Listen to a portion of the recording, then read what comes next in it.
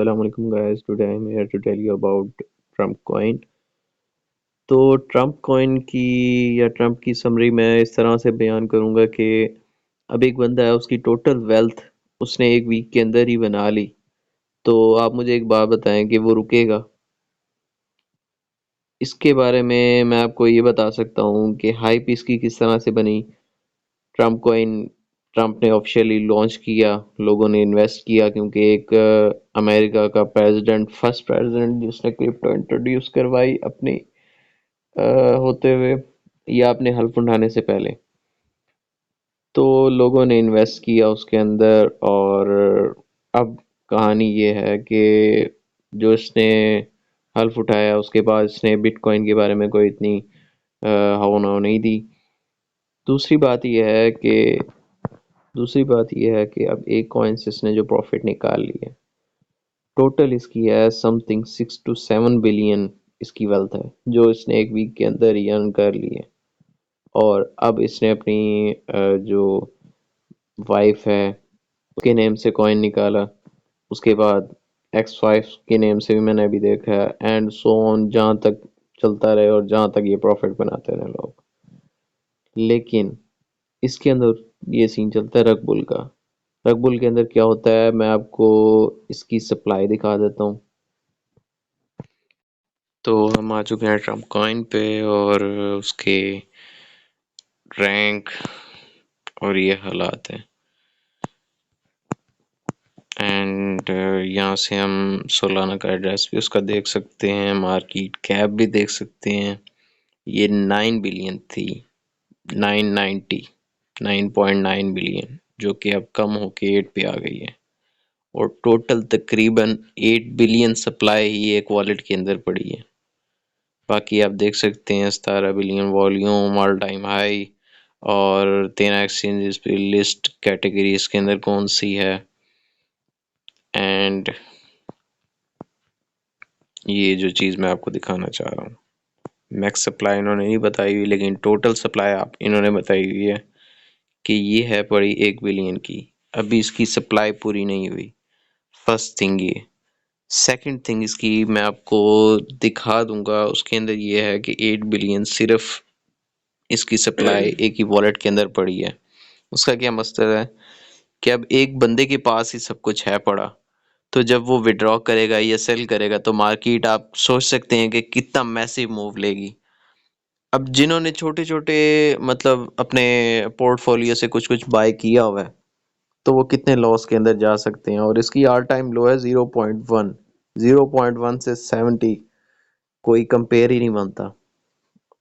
अलग अलग एक्सचेंजेस पे कहीं $20 शो हो रहा है, कहीं कुछ, लेकिन जो लो इसकी बनी हुई है वो 0.1 से स्टार्ट हुई और अलग अलग एक्सचेंजेस पे लिस्ट हुआ है।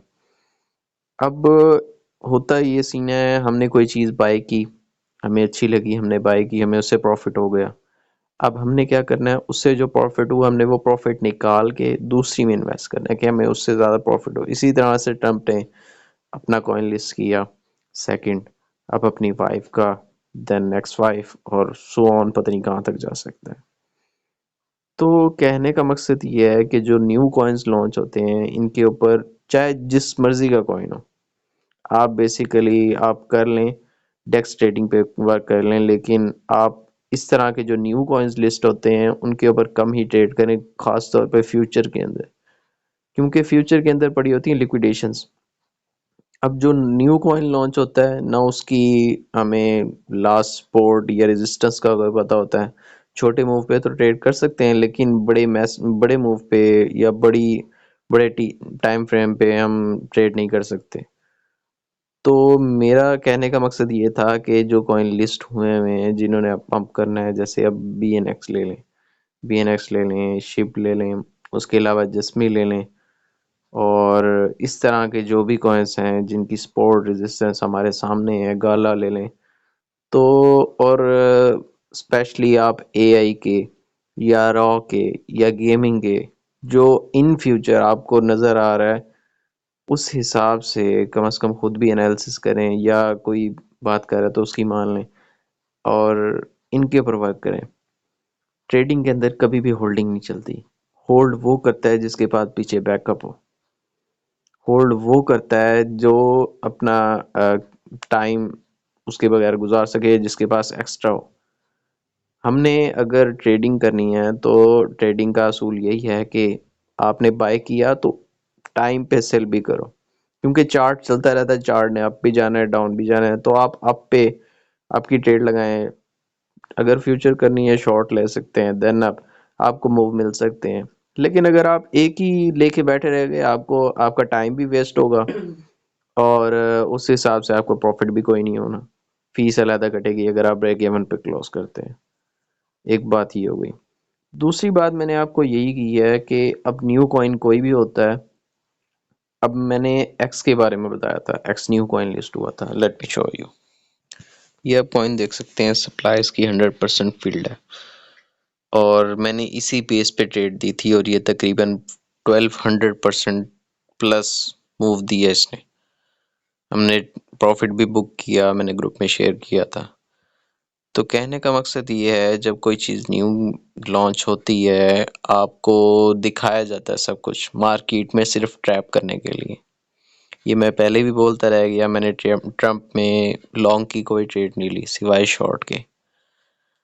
और वीकली पे था, हमने बेसिकली सब कुछ देखना होता है। सब कुछ के अंदर ये आता है कि वीकली के ऊपर अब आप देखें कि एक वीक पे तकरीबन 1-2 दिन में ये लिस्ट हुआ और वीकली दरमियान में आ गई। अब वीकली पे क्या होता है, मैसिव मूव आता है, जो कि मूव आया और डंप हुआ। बीटीसी भी, उसके अलावा आर्ट्स भी सारे ब्लीड हुए। तो लोग ये सोच के बैठे थे कि 19 गुजरा और 20 पे हल्फ उठाना है ट्रम्प ने और मार्केट पंप करेगी और अच्छा मूव मिल जाएगा, लेकिन ऐसा कुछ नहीं हुआ। क्यों नहीं हुआ? आप उसकी स्पीच भी सुन सकते हैं और बाकी उसके कारनामे भी देख सकते हैं। अपना कॉइन उसका किस तरह से उसने मूव करवाया, पैसा लेके बाहर हो गया। आपको क्या मिला? आप स्टक होके बैठे हैं और आप अभी भी सोच रहे हैं कि हम इसके अंदर होल्डिंग करते हैं। आर्ट सीजन है, ट्रम्प भी आर्ट कॉइन है, ट्रम्प भी मूव देगा। लेकिन बात यह है आप उसके अंदर इन्वेस्ट करें जो स्पोर्ट में, तो खास तौर पे मीम कॉइन्स हैं। मीम कॉइन्स के बाद आप एआई में चले जाएं, गेमिंग में चले जाएं, उस हिसाब से गाला में इन्वेस्ट कर लें, बीएनएक्स में इन्वेस्ट कर लें, जो आपको अच्छा प्रॉफिट दे सकते हैं। एक्सआरपी अभी भी ख़त्म नहीं हुआ, एक्सआरपी अभी भी बहुत इसने मूव अच्छा देना है। डॉज ने देना है। डॉज ऑलरेडी मैंने ग्रुप में शेयर किया था, 0.1 से होल्डिंग की थी, 0.48 पे सेलिंग। तो कहने का मकसद यही है कि जो न्यू प्रोजेक्ट लॉन्च होते हैं तो काइंडली उनके ऊपर पहले रिसर्च किया करें, उसके बाद इन्वेस्ट किया करें, क्योंकि रिसर्चिंग बार बार हो जाएगी लेकिन इन्वेस्टमेंट आपसे बार बार अरेंज नहीं होनी। तो काइंडली इस चीज़ पे गौर करें और सही से वर्क करें। यहाँ बेसिकली हर एक चीज़ होती है सप्लाई और डिमांड पे। उसके अलावा अब मैंने आपको क्लियर एक बात बता दी है कि जब एक वॉलेट के अंदर इतना सब कुछ पड़ा है उसका, या तो हो ना अलग-अलग बाइंग की हुई है, अलग-अलग इसके शेयर्स हैं, शेयर होल्डर्स हैं, तो एक सेल भी कर दे तो इतना कोई मूव नहीं आएगा कि दूसरा बाय कर लेगा। लेकिन यहाँ मैसिव बाइंग ही एक वॉलेट से हुई हुई है, तो जब वो सेल करेगा तो कितना ड्रॉप आ सकता है वो आप खुद सोच लें। 73 और 0.1 के दरमियान कितना गैप है पड़ा। तो इसके बारे में भी सोचें, बाकी आर्ट्स के बारे में भी सोचें। रैली चलेगी लेकिन होल्डिंग भी उस हिसाब से करनी है, प्रॉफिट ज़रूर बुक करना है, प्रॉफिट के बगैर ट्रेडिंग नहीं होती, वरना ट्रेडिंग का कोई फ़ायदा नहीं है। जज़ाकल्लाह। Wait for next update. Thank you.